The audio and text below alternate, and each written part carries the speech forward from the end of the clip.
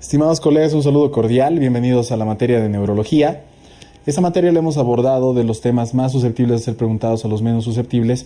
El Ministerio de Salud ha destinado un número de temas que está bastante acorde en cuanto a la frecuencia de consultas que nosotros vamos a tener en la parte clínica, ¿no?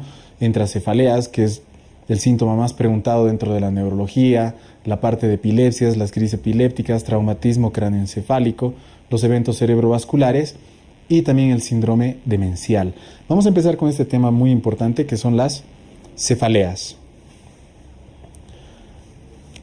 Dentro del área de neurología es el síntoma más frecuente y es la causa o motivo de consulta principal, la cefalea en la parte de neurología. ¿Qué tenemos que tener en cuenta acerca de las cefaleas? Es que tenemos que descartar patologías muy importantes de acuerdo a características que nos presenten la misma. Por ejemplo, un paciente con una neoplasia que no haya tenido cefaleas anteriormente y que ahora consulta porque recién tiene cefaleas, pues ¿qué vamos a pensar? En una metástasis en el sistema nervioso, ¿no? O una meningitis carcinomatosa. ¿Cuáles serán las cefaleas más frecuentes? La cefalea tensional de lejos, que más del 80% según estadísticas de las personas padecen en algún momento. Luego la migraña, que es la cefalea vascular, ¿no? Vamos viendo algunas características y que nos pueden orientar a cierto tipo de patologías, como por ejemplo, cefalea intensa, rigidez de nuca, fiebre. ¿Qué vamos a pensar? En meningitis. Si me presentan una cefalea intensa, que se ha presentado de forma repentina, también tenemos cierto grado de rigidez en el cuello, pero tenemos vómitos. No están diciéndonos que hay fiebre ni nada. Vamos a pensar en hemorragia subaracnoidea. Si es que la cefalea se va a desencadenar cuando estamos masticando, cuando estamos moviendo la boca, pensamos sobre todo en neuralgia del trigémino o arteritis de las células gigantes.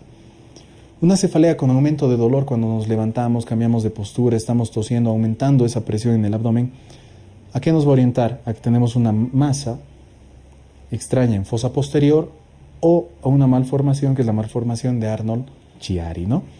Otra característica que ya había mencionado hace un momento, que aparece por primera vez en un paciente con un antecedente neoplásico, pensamos en meningitis carcinomatosa o metástasis de carácter cerebral. Vamos por la más frecuente, que es la cefalea tensional. Es una cefalea que aparece en gran porcentaje de la población en general, se asocia a la ansiedad, se va a asociar al estrés, se va a asociar en muchos casos a la depresión.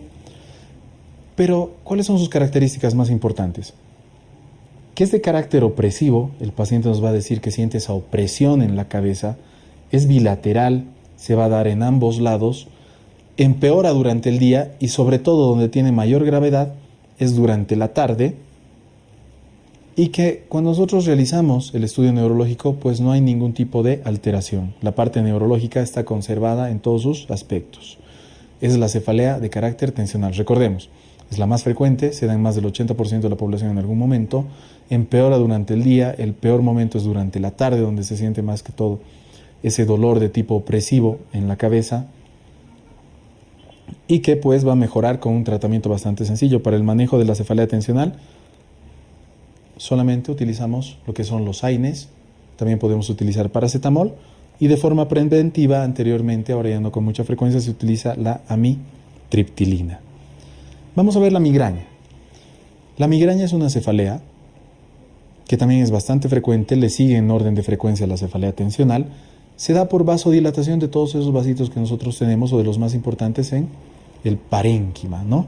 Ahora, ¿por qué se va a producir esta vasodilatación? Pues es por una alteración en la parte o de los agentes serotoninérgicos. ¿Pero qué tenemos que acordarnos? No nos preguntarán mucho de la parte serotoninérgica seguramente el día del examen, pero sí las características de la cefalea tensional, de la cefalea de los vasos sanguíneos, de esta cefalea que es la migraña o jaqueca también conocida, y son tres características que debemos acordarnos. El aura, que son esos síntomas premonitorios, la cefalea, que es de carácter pulsátil y que se va a asociar esta cefalea a sonofobia, fotofobia, náuseas y vómitos.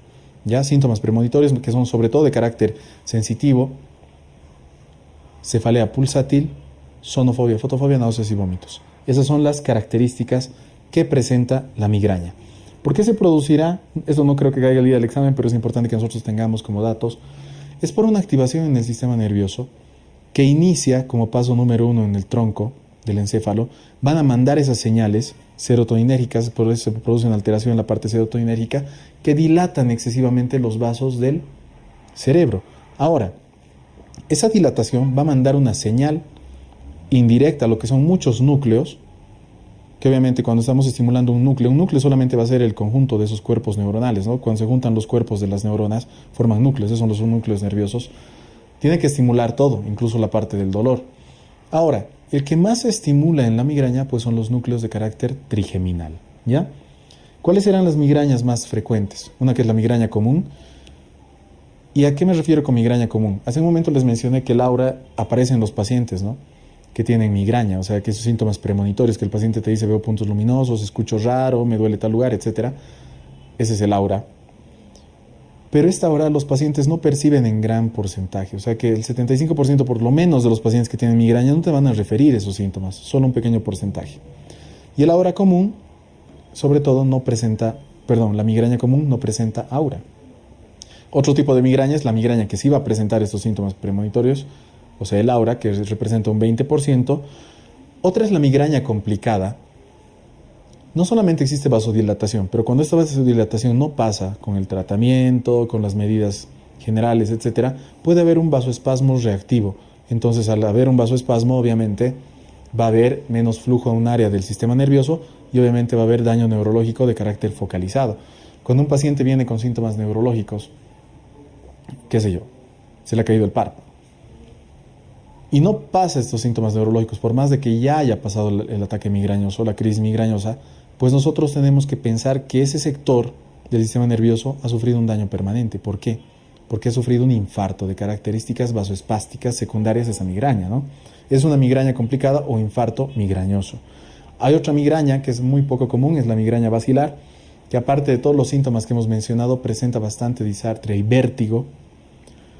Y por último, la carotidinea, que es también bastante infrecuente. Hemos dicho que activa los núcleos del trigémino hace rato en la explicación. Ahora, estos núcleos trigeminales obviamente van a tener una rama, ya saben, la oftálmica, la maxilar superior y la inferior. ¿Qué pasa si afectaría más a las ramas de abajo?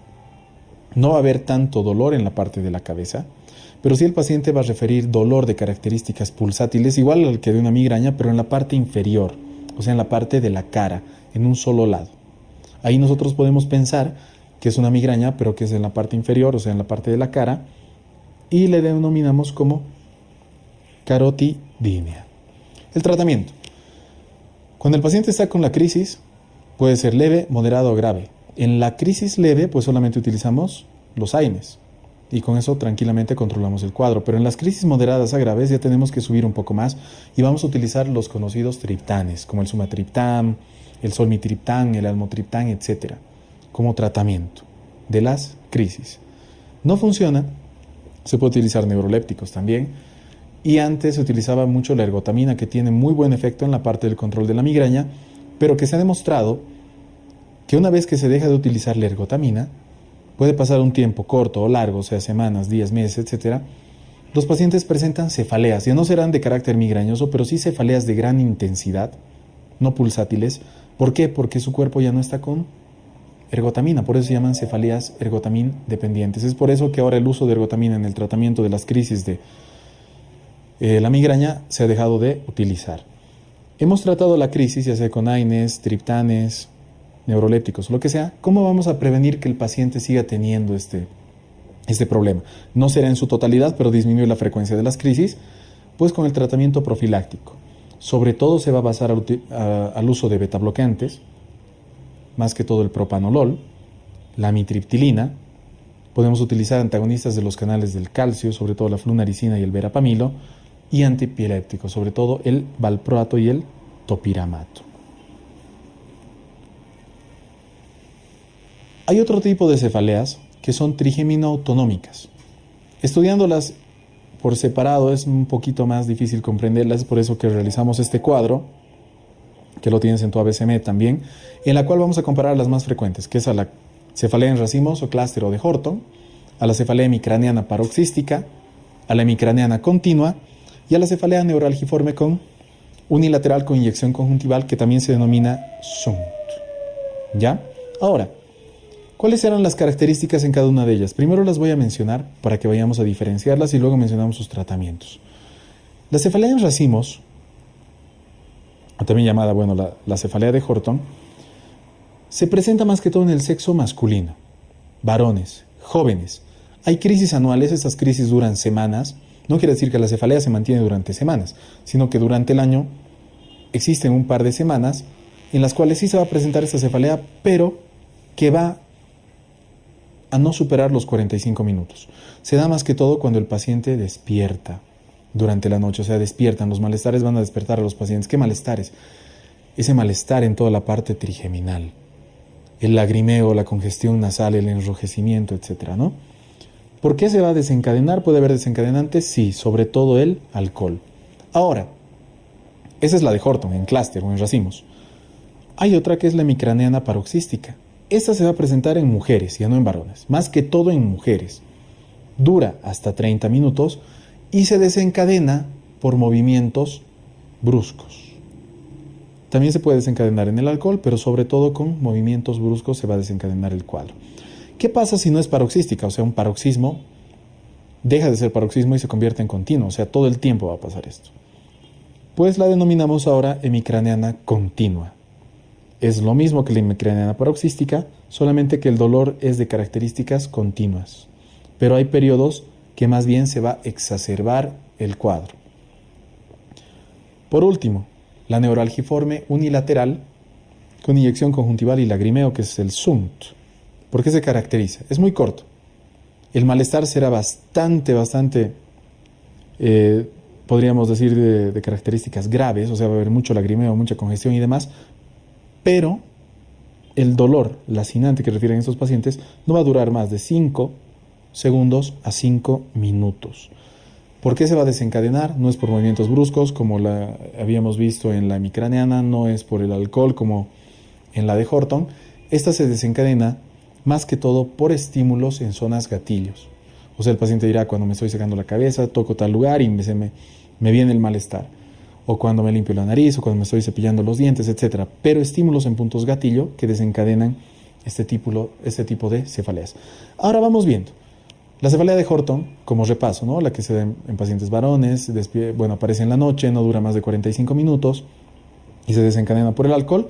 Se trata con las crisis. Cuando aparece la crisis, sumatriptán, oxígeno y lidocaína. O sea, triptanes, oxígeno y lidocaína, pero tópica, ¿no? De forma nasal. ¿Cómo prevenimos las crisis en estos pacientes? Con, sobre todo, verapamilo, y también nos podemos ayudar con corticoides. Ahora, en el sexo femenino, esa cefalea hemicraneana que se encadena con movimientos bruscos, se trata con indometacina y el tratamiento profiláctico no se recomienda en la misma. La continua, como es solamente una exacerbación o una forma continua de la paroxística, pues el tratamiento será el mismo, la indometacina, y dentro del SUNT no hay tratamiento que ha demostrado su eficacia, ¿no? Con eso hemos llegado al fin del primer tema de neurología, que son las cefaleas. ¿Cómo tienes que abordar los ABCMEDs? Pues tener una idea general. ¿Cuál es la cefalea más común? ¿Qué va a ser la tensional? ¿Cuáles son las características de la migraña? ¿Cómo tengo que tratar las crisis y los tratamientos profilácticos? Y lo mismo dentro de las cefaleas trigeminautonómicas.